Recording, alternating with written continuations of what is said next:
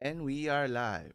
Welcome to another episode of Business Focus Live with me, John, where we talk about business related topics as well as news from here and around the world. If you're new to this channel, don't forget to subscribe and let's get started.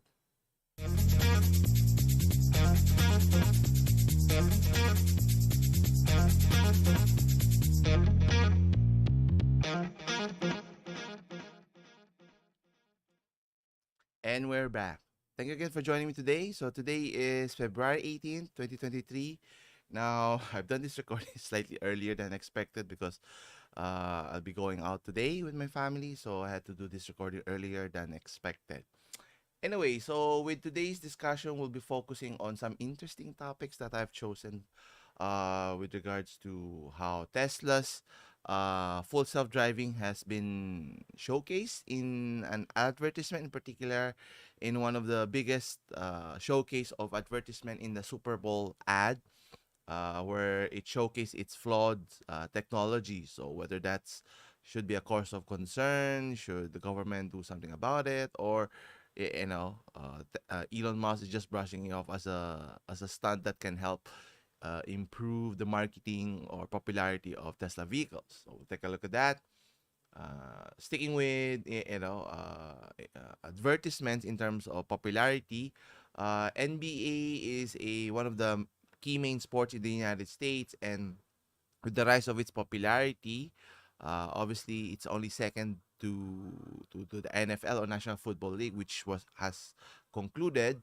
Obviously, the networks vying for showcasing those TV networks, will see a bump in increase in revenue, which is good news for the business, good news for the league, good news for the teams, and even good news for the players, which would entail an increase in their salaries moving forward. So we'll take a look at that. And then next is in finance, in terms of trying to find a viable option in terms of investing in the right company. Something you might consider investing in Coca-Cola in terms of its steady rise of revenue, or stagnating in a sense despite the circumstances happening worldwide with the lockdown, with the shortages, and with inflation's rising. Coca-Cola is still doing well in terms of its performance. Next is we'll also talk about how an aircraft, a fighter aircraft, a tactical aircraft, which used to be piloted by a pilot, is now capable of being flown by an artificial intelligence or an AI. Now, what does this mean long term for aviation, for military applications and whatnot? We will see. And lastly, we'll stay tuned for the last part when we talk about an electric scooter that you may find interesting, but it's going to cost you a pretty penny here. So we'll discuss that as well. Anyway, so to start off, as mentioned, uh, Super Bowl, which recently concluded, wherein Patrick Mahomes, Kansas City Chief, won their second championship with him, and obviously one of the biggest events. Many advertisers are capitalizing on its. I think there were as much as 100 million viewers watching the big event. And obviously, if you're an advertiser trying to sell a product or service, you want to use that opportunity to use those eyeballs to promote whatever you're selling here. And what's interesting here is obviously, paying for that advertising is not cheap. I think it costs around millions of dollars, if I recall it correctly. But what's interesting here is one of the advertisement that caught my attention is, as mentioned, wherein they're featuring the technology that Tesla has been boasting about in terms of its fully self-driving capability, which is a misnomer for fully autonomous capability here. So let's take a look in this article. So according to techspot.com, the Super Bowl ad shows alleged full self-driving enabled Tesla running over child-sized mannequins here, and even hitting strollers and driving erratically. And if picture is words of a thousand, so you can see here. So this is a simulation that Tesla should be able to do that. And then you can also see it's running very erratic, running over strollers as mentioned, and that's stopping when there's a stop sign with the school bus. And you can see it's crossing over the other side of the line. So which is pretty alarming since this is the marketing tool that Tesla has been promoting, or Elon has been promoting, that it is capable of doing human activities in terms of driving capability, which I have been a behemoth staunch against what they are promoting, which is obviously fraudulent. But the fact is, other are showcasing what it can do. But question is, what is Tesla's going to do about this one? Let's see here. In terms of response here, so what's interesting, it was showcased here in this Twitter feed from Farzad Mebahi. Am I pronouncing it correctly? Mentions that Tesla's full self-driving commercial. Elon Musk is trying to kill you with a self-driving car. Viewer, wait, Tesla has a car that can drive itself already. And then you can see a tweet from Elon Musk stating that exactly this will greatly increase public awareness that a Tesla can drive itself. Supervised for now. Well, it's kind of ironic when he said that. If it's a full self-driving, it can drive itself, and then you need supervision, which is kind of opposite of that. So which is it? And obviously the reality is, the sad reality is, the Tesla's capability is nowhere near to fully autonomous, because you have the 5 levels of you have to reach level 5 to be fully autonomous, and Tesla is only close to has only level 2 capability here. Now it can drive itself some of the time, but not all of the time, because if that were the case, then the first application that I would see, that I would truly believe that self-driving capability is what do you call this, is can be used for commercial use, is air travel for the masses. Imagine there's no more pilot needed, but they already have autopilot features, but they still rely on human pilots to manage the plane, because if anything were to go awry, obviously you have to rely on the human capability to solve that problem, not the AI. But if that were to change, maybe in a few years, decades, or maybe in another lifetime, who knows here. But what's funny is, Elon Musk doesn't seem concerned with regards to the credibility of its company or its product by tweeting it. But would it affect the bottom line of the business? Only time can tell, because obviously until bigger, more people are speaking out in terms of not just a fanfare of being fans of the vehicle, but obviously there are always negative aspects that you have to take account. And if that negative aspect can be detrimental to the safety of individuals, then those are different things, right? But only time can tell, so we have to wait and see as to how this would unfold. With Will this affect the company as a whole, or or it would not? Anyway, continuing with the topic as mentioned, going now into sports, we're talking about the National Basketball Association, or the NBA, wherein the rise of popularity has skyrocketed, obviously with popularity made by way back in the 80s, from Larry Bird's days and Magic Johnson's days, all the way to the globalization with Michael Jordan leading the way, and now to where it is. Obviously, more people are trying to find ways to watch the game, whether it's a live event, going to the venue, or watching it on their TV sets. But obviously, with the advent of internet, obviously streaming services are trying to capitalize on this popularity. And obviously this is a big boon for the league, as it's going to generate them significantly more revenue, and a lot of TV networks is trying to vie for a slot to be able to showcase the sports. And you have the typical ESPN, but what's interesting is there are other networks or companies that is interested, and one of those is, I found it interesting that Apple is trying to gain access, as well as Amazon. Obviously, Amazon has bought some rights to be able to showcase another league, which is the National Football League. I think during Thursdays. I think it's not the ideal telecast, but there's plenty of games to showcase, so it's pretty interesting here. Now, obviously, it mentions here the NBA can't begin formal negotiations with companies other than Warner Brothers, Discovery, and Disney before end of 2024, which is next year, but to waive their exclusive negotiation. But if those companies deem that they're not making enough money, or it's not being profitable, obviously other companies or studios could swoop in and gain those rights. And one of those is, as mentioned, is NBC, where NBC used to showcase NBA, but the last time they did that was almost 20 years ago. It was during the Jordan days, Jordan era, so to speak here. So question is, how much revenue is it going to generate the league, with obviously the rise of popularity, rise in demand?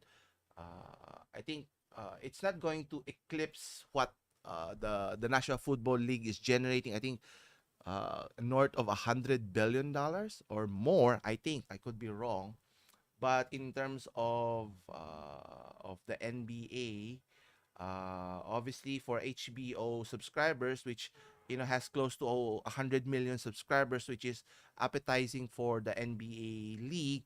NBC trying to compete has only a measly 20 million subscribers, which is, hey, doesn't matter as long as people are willing to pay. That's why I think Peacock is trying to uh, get back into basketball, hoping to gain that more subscriptions to compete with the likes of Peacock, HBO, and even Disney Plus, which also owns ESPN here. Now the question is, how much revenue is it going to generate the league here moving forward? Now, it mentions here that uh, even as the total number of U.S. homes and subscription for cable TV has flattened or even declined from 70 to 62 million. Obviously, the preferences of people from relying on their TVs or cable TVs at that, has long gone, has moved past to a different platform, which is being on the go. Can you watch it at your homes, or in your car, or anywhere else that you are not have access to your cable network, which is obviously the streaming services can capitalize on this one. But what's interesting is obviously the revenue that it would generate because of the what do you call this? It was mentioned here that the increase of revenue from its new TV deal, initial suggestion that it could increase as much as 200%, which is pretty significant, from about 25 billion to as much as 70 billion over the past 9 years, or decade or so, which is no small change. And obviously that's going to have a trickle effect in the revenue sharing from the league, from the players, from the teams, and so forth, which is good if you can produce tremendous product, which I think needs more improving. It's becoming a happy go lucky, shooting threes left and right, even if some of the players are not even remotely capable of making those 3-point shots at a high rate. Not everyone can be Stephen Curry, but we have to wait and see. Obviously, the flow of the game has hastened, becoming more exciting in some aspects, but obviously the defense has suffered tremendously. So we'll wait and see in terms of how will the deal go forward. Will ABC still retain the rights? Even TNT is trying to bind the rights with talks of bidding. With the popularity of the inside crew of the TNT, with Charles Barkley, Shaquille O'Neal, Ernie Johnson, and even Kenny Smith here. So they're at the top in terms of broadcasting NBA games. Obviously it goes beyond of their dynamic, but we'll see. Anyway, shifting now to investments, as mentioned earlier. Now, if you're into investing, trying to grow your portfolio or your capital, obviously one of the best ways to grow your business, to grow your money or capital, is to investing into stocks. But which stocks should you invest? Now, obviously, if you're here in the Philippines, you are limited to local stocks here. But in this article, according to CNBC.com, it mentions that Coca-Cola has rising revenue despite inflation fueled by higher prices, everything else that's being affected, a lot of layoffs being implemented left and right, but they're still steadying the course, and which kind of is remarkable given that their product has been in the market for that long of a period, more than a century already. And it's interesting that Coca-Cola's quarterly revenue topped Wall Street's estimates while its earnings were in line. So not necessarily spectacular, but it as expected. So as you can see here, the beverage company said its unit case volume, which strips out the impact of currency and price changes, fell only 1% now. Obviously, a decline is always a negative aspect, but declining by only a marginal amount, or in this case a 1% decrease, is not going to hurt their bottom line, meaning they're still generating billions and billions of dollars of revenue worldwide.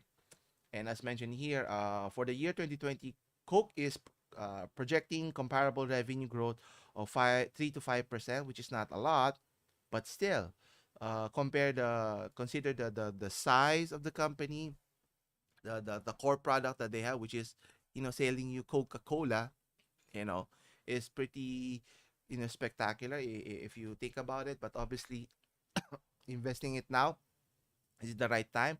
Obviously, there's no right time as long as you have the capability to be able to invest your money wisely, uh, whether the price is right in terms of its valuation and in terms of its earnings, price per earning, its performance. If it's in terms of market valuation, they're not overpriced, then you should invest on it. But don't take it from me. You have to do your own due diligence, obviously doing the research, which is there are a plethora of companies that you can look into in terms of if it's the best option to invest upon. Obviously, you have to look at their financial statement as a basis to be able to identify if the company is doing well or not. Anyway, continuing with technology, as mentioned earlier, we were talking about how Tesla's product or vehicle is, certainly flawed, and being advertised as a fully self-driving vehicle can be misleading and dangerous. But in terms of aviation, you have Lockheed Martin, who makes military grade aircraft for the military, for the United States Army. In this article at business techtimes.com, they mentioned that a new tactical aircraft has been flown by AI for almost 24 hours, or about a day, in the world's first. Now, obviously, will they be able to replace totally human pilots in the aircraft? I don't think so. I mean, there will be application, maybe not at this moment, but sometime in the future, maybe. But having drone pilots is a good example of that. But having this high maneuverability, obviously the cost it entails to be able to ensure that the AI is as capable or even better than the pilot that humans are able to do here. Now it mentions here the new tactical aircraft, it's Vista X-62A, was taken to the skies by an intelligence agent by more than 17 hours. So this marks the first time that an AI controls such an aircraft. So meaning, I think it's safe to say that the fully self-driving vehicle, whether it's an aircraft or a land-based vehicle, it's still decades away, because obviously flying is a totally different environment. The intricacies, the nuances, being able to master flying, it takes a lot of flying manpower, flying hours to be able to become an expert in those fields, and it's a continuing progress here.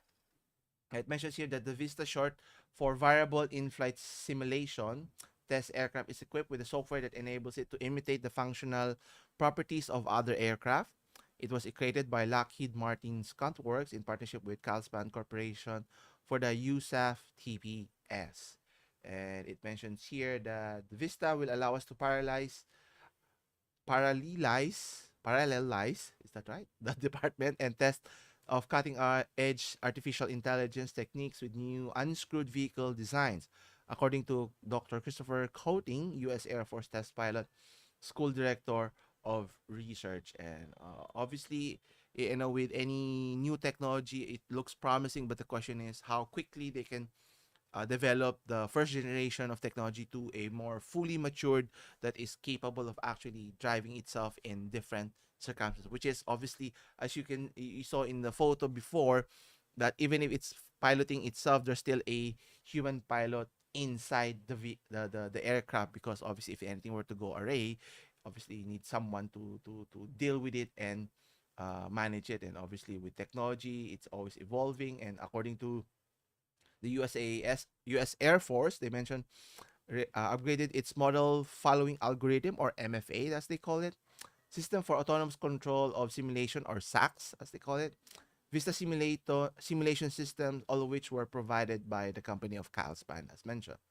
And now Vista has the additional capability thanks to its integration of SACS and MFA system, enabling to carry out most sophisticated flight test trials with a focus on autonomy and AI, which is pretty interesting. But the question here is, will it be more cost effective to use AI versus using a human pilot, piloting the aircraft here? Now, obviously, there may be certain applications that, you don't want to risk human pilots to take risky endeavors, but it's still a wait and see how that go. And if that application can translate to commercial application, I think that would be a tremendous boon. But obviously, cost wise, will it be cost effective to replace human pilots piloting commercial aircraft here?